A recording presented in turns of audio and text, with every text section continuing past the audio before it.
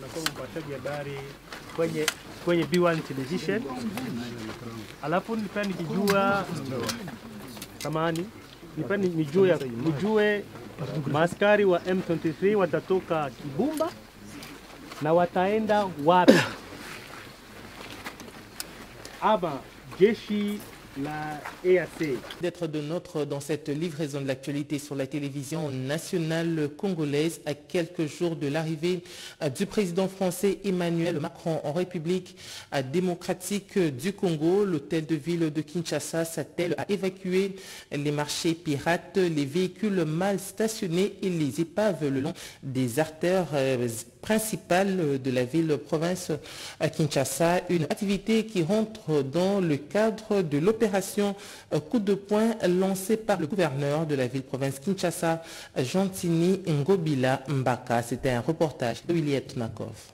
C'est aux environs de 5 h du matin, c'est lundi 9 janvier 2023, après les go de l'opération coup de poing donnée par le gouverneur de Kinshasa, Jantini Ngobila Mbaka, que les agents de l'ordre, sous la coordination du commissaire provincial, le général Silvano Kasongo Kitenge, ont débuté cette opération de grande envergure par la démolition de quelques huttes de fortune érigées au marché pirate hindou, situé juste à l'entrée de Sifoko, dans la commune de Massina, quartier 3. C'était en présence du vice-gouverneur Gérard Moulumba et de quelques membres du gouvernement provincial quinois. Dès là, l'équipe de l'hôtel de ville de Kinshasa, conduite personnellement par le numéro 1 de la capitale, a commencé sa marche de part et d'autre du boulevard Lumumba en direction du pont Matete et de Limete en passant par Pascal, marché de la Liberté, place Kibuta, jusqu'au pont Njili. Chemin faisant, le patron de la ville a ordonné l'évacuation des vendeurs véreux, des véhicules mal stationnés et des épaves, veillant à ce qu'aucun moindre aspect concerné par cette opération ne soit négligé. Une occasion pour Jantini Ngobila Mbaka d'inviter les Quinoises et Quinois au strict respect de la loi et des consignes données. Le numéro 1 de la capitale a par ailleurs rassuré que les travaux d'embellissement des emprises publiques vont se poursuivre le long du boulevard Lumumba jusqu'à l'aéroport international de Njili. Il a également instruit le commandant de la police nationale, ville de Kinshasa, le général Silvano Kasongo Kitenge, à veiller à ce que les vendeurs récalcitrants ne reviennent plus sur les sites déjà assainis. Face à cette situation, des voix s'élèvent. Certains commerçants disent ne pas avoir été prévenus, mais d'autres Quinois de la Tchangou particulièrement encouragent cette mesure d'assainissement du boulevard Lumumba. C'est un reportage de Françoise Bolabouaki et Jirabamba. Les engins tournent à plein régime, comme annoncé le week-end. L'opération coup de poing est entrée en exécution ce lundi 9 janvier 2023. Le marché hindou à Massina a été rasé. C'est un nettoyage pour Massina. Nous sommes contents. En colère, les commerçants se disent surpris de la chasse au marché pirate sur les emprises publiques. Nous sommes surpris, nous n'avons pas été prévenus. Nous payons la taxe. J'ai perdu 1500 briques. C'est mon seul travail. Je refuse d'être délinquant. Pour certains, la police est allée au-delà des limites indiquées.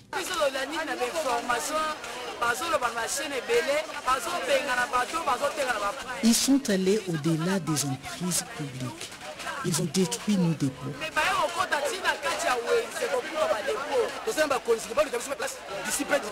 Il faudrait trouver où nous installer. Nous avons perdu nos biens. Le marché hindou, véritable lieu de négoce pour l'économie informelle. Le vice-gouverneur Gérard Moulumba et le commandant de la police, Silvano Kasongo, venus superviser les opérations, ont veillé au dérapage. Entre-temps, quelques commerçants tiennent le marché sans étaler les articles. Le quotidien de ménage en dépend. D'autres encore écoulent la marchandise sur la tête.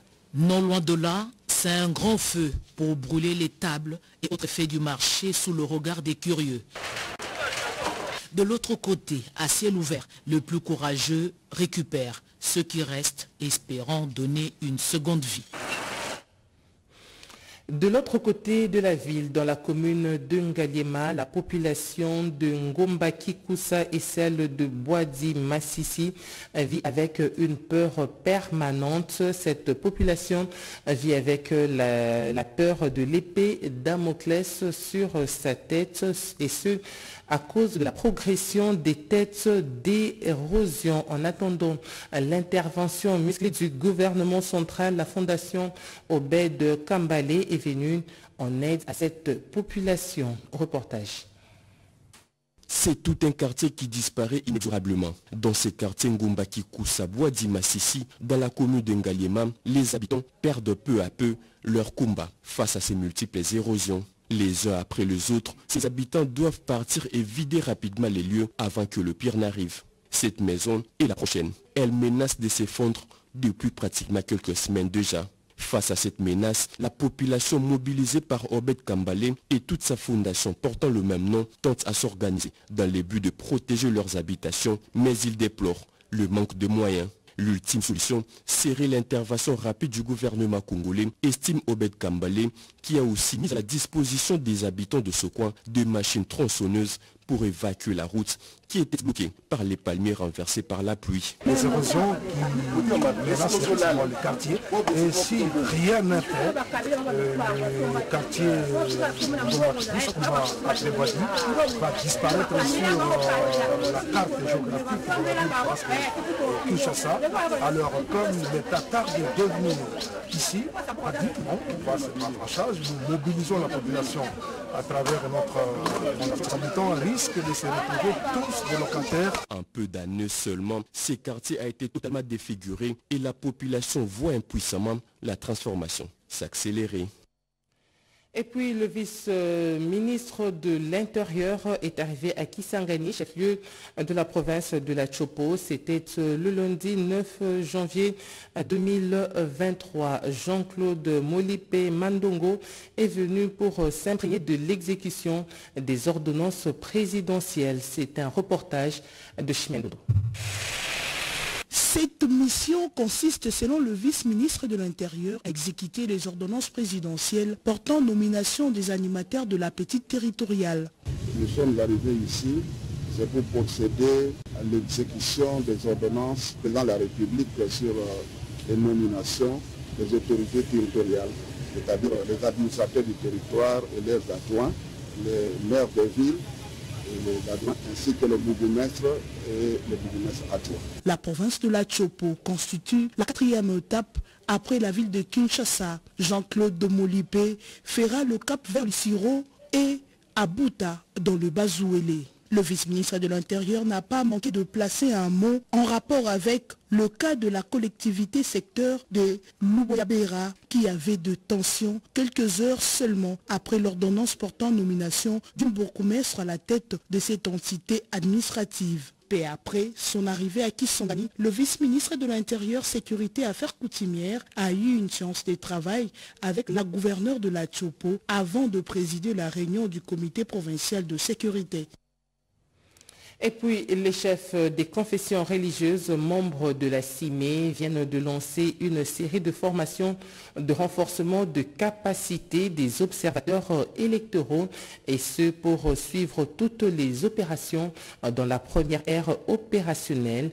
Cadre choisi, la salle de promotion de l'université William Bouff. C'est un reportage de Serge Merlamata. C'est en ces termes que le révérend pasteur Israël Dodo-Komba, président de la plateforme des confessions religieuses de la RDC, membre de la commission d'intégrité et des médiations électorales, a procédé au lancement de l'atelier des mises à niveau des observateurs à long terme de la première opérationnelle du réseau d'observation des confessions religieuses. Pendant des jours, les participants à cette session de formation vont être outillés sur les enjeux éthiques de la collecte des données et l'élaboration du rapport narratif de l'observation du processus électoral en cours. Question de rassurer l'opinion par une observation professionnelle et crédible des élections et contribuer à l'acceptation des résultats électoraux. Bien avant cela, il a mis un accent particulier sur le rôle de l'observation électorale nationale dans la crédibilisation du processus électoral en cours et à la consolidation de la démocratie. Les confessions religieuses accompagnent les processus électoraux, entre autres par le plaidoyer, la prévention, la médiation et l'observation. Voilà pourquoi, en début d'année électorale, l'Europe s'active à faire la mise à niveau des observateurs à long terme, d'abord pour la première ère opérationnelle. C'est depuis plusieurs années que les chefs des confessions religieuses ont mis en place les réseaux d'observateurs électoraux. Et c'est là, dans les soucis de contribuer à l'émergence d'un état de droit et d'une culture démocratique en République démocratique du Congo. Politique à présent, l'Alliance pro-Étienne Tshisekedi Wamulumba invite la classe politique à s'approprier du processus électoral. Ce regroupement salue l'organisation des élections dans le respect du délai constitutionnel. C'était au cours d'un point de presse au CEPAS. Fifi Mukundi. L'Alliance de pro-Étienne Tshisekedi Wamulumba s'est dit disposée à accompagner la Commission électorale nationale indépendante. Les coordonnateurs de ces regroupements des Tshisekedistes, Lisanga Bonganga, l'a dit en ces termes. Profondément attaché au respect de la Constitution, l'Alliance de pro-Étienne Tshisekedi Wamulumba, plateforme politique de l'opposition, prend acte du fait que la CENI, au regard du calendrier électoral qu'elle a publié, s'est conformé aux dispositions de l'article 73 de la Constitution relative à la convocation du scrutin pour l'élection du président de la République. L'Alliance des pro-Étienne Tshisekedi Wamulumba, APT mon sigle, se propose-t-elle dans la recherche de l'inclusivité d'approcher toutes les parties prenantes en vue de faire avancer les processus électoraux. Dans cette démarche, il invite la population à s'enrôler. APTM en sigle demande instamment aux populations congolaises, surtout à toute la diaspora, de s'enrôler massivement pour participer au vote. À travers ces initiatives, l'APTM a tant contribué à la réussite de l'organisation des élections prochaines. Les leaders d'opinion ne cessent de se faire enrôler. C'est le cas depuis Gérard Elenga qui a obtenu sa carte d'électeur et appelle la population de Funa et de Kalamou à s'enrôler massivement. C'est un véritable patriote reconnu pour son sens élevé de civisme qui s'en va, en toute quiétude, répondre à ces devoirs auxquels tout citoyen devrait se soumettre pour se conformer aux fondamentaux du processus électoral. Puis Gérard Elenga Pela, intronisé par les siens comme le défenseur redoutable du district de la Funa, a rempli ainsi sa part en allant se faire enrôler à l'école Émergence au quartier Yolo Nord dans la commune de Kalamou. Ce véritable leader d'opinion a invité la population congolaise à passer par le même exercice démocratique et à accompagner massivement tous les processus électoraux jusqu'au scrutin où il faudra opérer un choix judiciaire pour l'avenir du pays. Le processus électoral caractérise l'essence même de notre démocratie. Le peuple doit se choisir lui-même ses propres dirigeants. Et pour se choisir ses propres dirigeants, il faut passer par l'acte de l'enrôlement, de la prise de sa carte d'électeur. Elle est bel et bien là. Je me suis acquitté de ce devoir, un devoir citoyen, un devoir civique pour lequel je demande à tous les Kinois et à tous les habitants de Funa, à tous les habitants de Kalamou, de venir s'enrôler pour que chacun puisse avoir sa carte d'électeur. Que tous les potentiels électeurs saisissent donc cette occasion ultime, qui reste l'une des conditions sine qua non pour participer effectivement au vote des dirigeants. Et puis, les amis de Nico de la Tchangou ont été sensibilisés à un enrôlement massif. Son initiateur, Nico Sakala, a obtenu, lui, sa carte d'électeur. C'est un exercice à la fois patriotique et civique auquel s'est employé maître Nico Sakabamba. Sensibiliser la population du district de Tchangou sur l'importance de l'opération d'enrôlement en perspective des prochaines échéances électorales. En compagnie des membres de l'association Les Amis de Nico Saka, ce notable a mobilisé bon nombre de citoyens présents ici au centre d'Ambosco en prêchant lui-même par le bel exemple, un véritable leader social. Je suis venu accomplir un acte civique qui me permettra dans les jours à venir de voter. Alors, j'invite massivement tous les habitants de Tchangou, les amis de Miko, tout le monde de venir s'enrôler et puis obtenir leur carte d'électeur. L'occasion faisant les larrons, c'était également le lancement officiel de la plateforme Les Amis de Miko Saka, structure qui s'est assignée comme mission principale le développement social du district de Tchangou. Comme nous prenons le développement intégral, c'est pourquoi j'ai pris cette initiative de me lancer pour enfin donner un coup de pouce pour notre commune. Pour couronner le tout, les activités sportives étaient au programme, notamment des rencontres de football, de basketball qui bénéficient déjà du parrainage de celui que l'on a rebaptisé les Messies de Tchangou, en l'occurrence Miko Saka. La remise des enveloppes aux équipes participantes a sanctionné cette activité. Les états-majors de Félix Antoine Tshisekedi Tshilombo sensibilisent et également les futurs électeurs. Omana Bitika, député provincial et cadre du parti politique Mouvement pour le Renouveau, a appelé la population de Kindu à s'enrôler massivement afin d'accorder une confiance au chef de l'État, Félix Antoine Tshisekedi Tshilombo.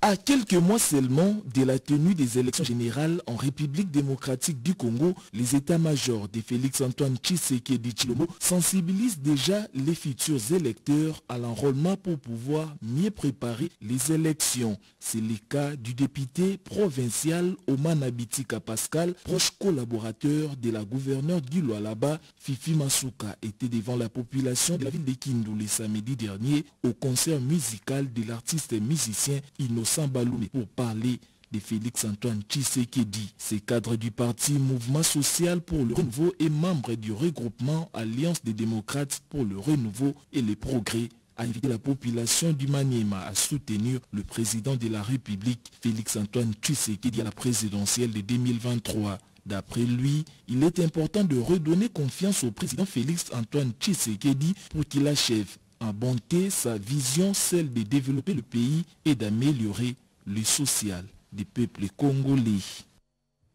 Et puis, les rideaux sont tombés sur la session extraordinaire de la Convention démocratique du parti à Kisonto. C'était dans le Congo central. Dans son mot de clôture, le secrétaire général a appelé les forces vives de l'UDPS à œuvrer pour l'élection de Félix-Antoine Tshisekedi Tshilombo et à accorder au parti la majorité présidentielle. On en parle avec Alain Bikaï.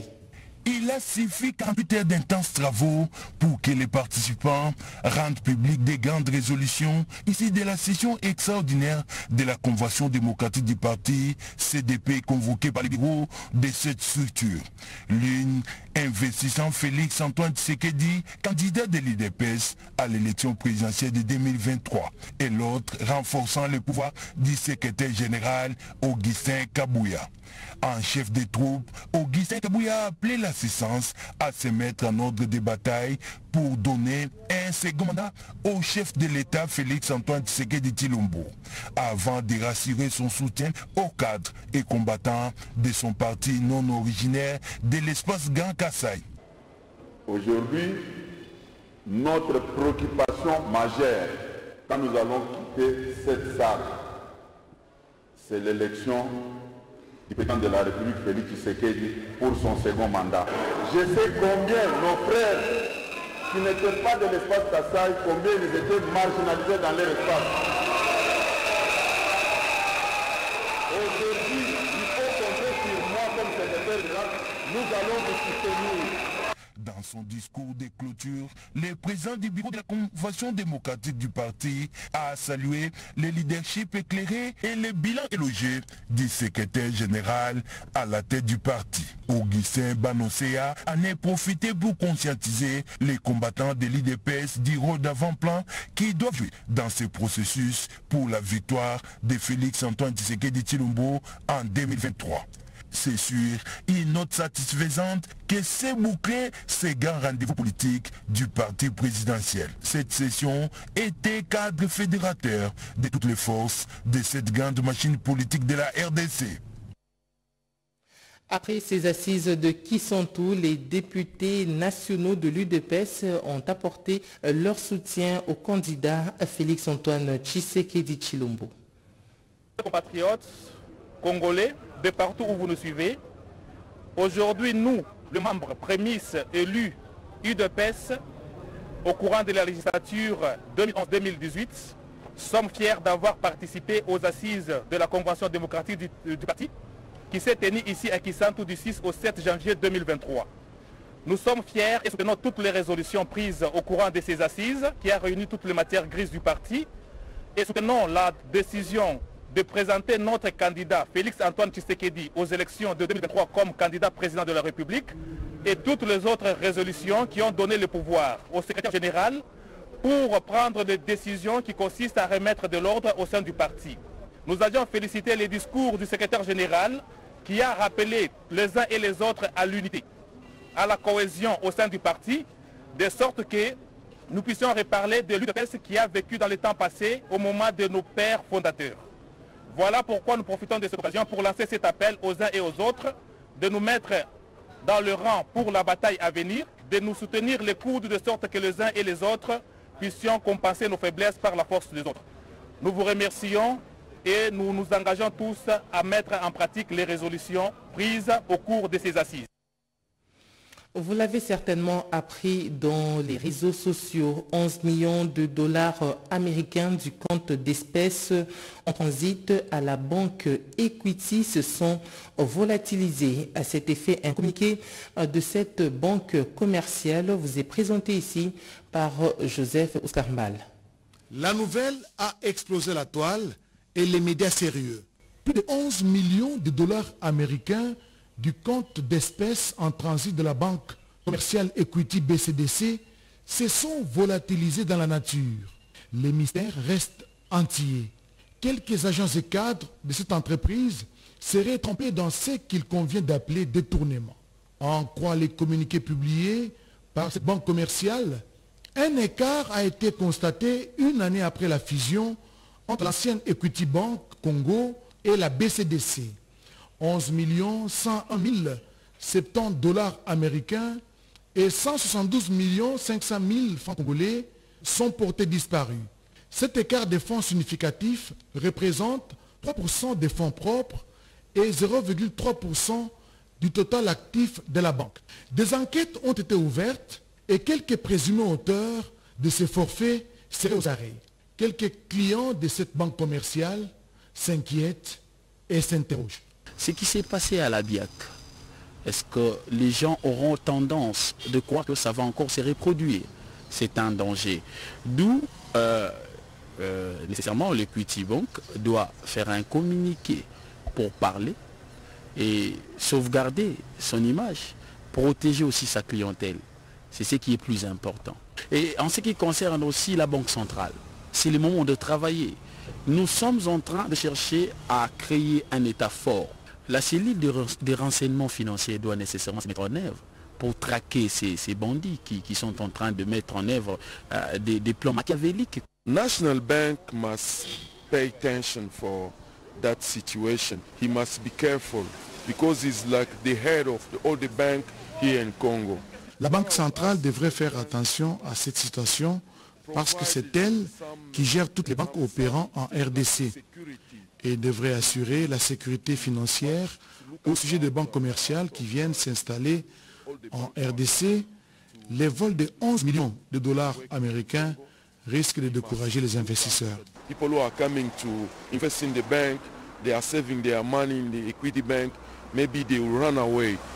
Du côté de la Banque centrale du Congo qui définit et met en œuvre la politique monétaire en République démocratique du Congo, qui élabore la réglementation et contrôle les établissements de crédit, les institutions de microfinance et les autres intermédiaires financiers, c'est un mutisme total. Aucune communication officielle jusque-là. Contacté par la rédaction du journal télévisé en français, Equity Bank BCDC dit attendre l'autorisation de sa haute hiérarchie, en l'occurrence les responsables basés au Kenya, pour s'exprimer. En attendant, plusieurs questions sans réponse taraudent l'esprit des clients de Equity BCDC et tout Congolais en quête d'information. Processus électoral, on en parle encore dans ce journal. La ministre de l'Emploi, Claudine Ndoussi, poursuit son séjour de travail dans la province du Sud Kivu où elle sensibilise la population du territoire de Kabaré à s'enrôler massivement et elle a procédé par la même occasion à l'inauguration d'une polyclinique moderne en faveur de la population. Willy Atunakov. Poursuivant sa tournée marathon de sensibilisation de la population du Sud Kivu en général et de sa base naturelle, du territoire de Kabaré en particulier, la ministre de l'Emploi, Travail et Prévoyance sociale, Claudine Ndoussi Mwakembe, a communié mardi 3 janvier 2023 avec les habitants de la localité de Chirunga et des environs. Peu avant, Claudine Ndoussi Mwakembe s'était recueilli devant la tombe de son regretté frère aîné, Théodore Chamunani, qui fut président fédéral de l'AFDC Sud Kivu au cimetière familial de Moudoa. Elle a par ailleurs reconnu les mérites de celui qui, pendant longtemps, avait œuvré pour le développement de Kabaré avant d'inviter les filles et fils de ces territoires de suivre son exemple. Peu après cette cérémonie, celle qu'on appelle affectueusement Mamani Mama, c'est-à-dire femme de grand cœur, s'est rendue à sa résidence privée où elle s'est entretenue dans une salle de fête pleine à craquer comme un œuf avec les notables, représentants des différentes couches sociales et membres des différentes organisations affiliées à la fondation qui porte son nom sur l'importance de participer massivement à l'opération d'enrôlement et de vote. Objectif, permettre à l'actuel chef de l'État, Félix Antoine Tshisekedi Tshilombo, de briguer un second mandat avec une majorité parlementaire écrasante à l'issue des élections de décembre 2023. Faisant du social de la population des Kabaré son cheval de bataille, la ministre de l'Emploi, Travail et Prévoyance sociale a procédé jeudi 5 janvier 2023 à l'inauguration d'une polyclinique moderne de Bouhozi, localité située en territoire de Kabaré, construite et équipée sur fonds propres de sa fondation. Œuvrer ensemble pour créer une classe moyenne congolaise, selon la vision du président de la République Félix-Antoine Tshisekedi Tshilombo, sujet au centre des échanges entre le ministre d'État de l'entrepreneuriat et Eustache Mouandi avec le nouveau directeur général de l'autorité de régulation de la sous-traitance dans le secteur privé, Miguel Katembe Kachal. Les deux personnalités s'engagent à coordonner leurs actions. C'est un reportage de nos confrères Didier Mumba de la RTNC au Katanga. C'est la première rencontre entre le ministre national de l'entrepreneuriat, petites et moyennes entreprises et le nouveau directeur général de l'autorité de régulation de la sous-traitance dans le secteur privé en RDC. Eustache Mouandi et Miguel Katembe Kachal ont tablé en ce début d'année sur les principales actions à mener afin de permettre une parfaite collaboration entre les entreprises principales et les sous-traitants pour la concrétisation de la vision du président de la République, Félix-Antoine Tshisekedi Tshilombo, de créer une véritable classe moyenne RD congolaise. Ici, là, vous allez voir les actions que nous allons poser. Nous demandons aux entrepreneurs de s'approprier de cette vision du chef de l'État qui est de créer la vraie classe moyenne. Et la vraie classe moyenne, c'est eux, les entrepreneurs congolais, c'est la jeunesse de notre pays qui est le socle de notre économie future. Depuis sa prise de fonction à la tête de la RSP, Miguel Katembe Kachal met les bouchées doubles afin que le vœu du président de la République, Félix-Antoine Tshisekedi, de créer une classe moyenne, surtout parmi les jeunes, se traduise en faits palpables. Et puis pour terminer, ils se sont montrés solidaires en amont comme en aval des festivités des fins d'année. Les membres de l'Union pour les valeurs tshisekédistes sont allés au chevet des nécessiteux et c'était au sein de l'église, des églises Union des églises indépendantes au Congo, mais aussi les veuves militaires du camp Kabila. C'est un reportage de Cédric Keninambo. Apprendre à partager, à offrir avec son cœur. Au-delà de la vocation politique, l'Union pour les valeurs tshisékédistes a tenu à faire de ce début de l'année 2023 une année du social à travers un élan de solidarité sans pareil. Nous sommes à la dernière étape de remise des vivres aux vulnérables. Certains sont dans des confessions religieuses porteuses d'espoir. Les cas de l'Union des Églises indépendantes du Congo. Ben Kade Kabantou, vice-président de l'UVT, ville de Kinshasa en charge de la communication, mobilisation et implantation, parle de cet élan de solidarité. Bien plus, cette chaîne de solidarité. Disons merci au chef de l'État, lui qui n'aménage aucun effort pour que règne la paix. Nous les rassurons que l'Union des Églises indépendantes que dirige son éminence Nzinga est derrière lui. Et nous le soutenons. Et au président de l'UVT, nous disons que nous sommes ensemble. Nous sollicitons que la grâce de Dieu, que le bonheur puisse l'accompagner. Parce que l'UVT a pensé à nos frères et sœurs autochtones que nous encadrons dans notre église de fêter avec eux. Une ronde qui s'est clôturée au camp Kabila, dans la commune de Lemba, où l'UVT a assisté le veuve de policiers.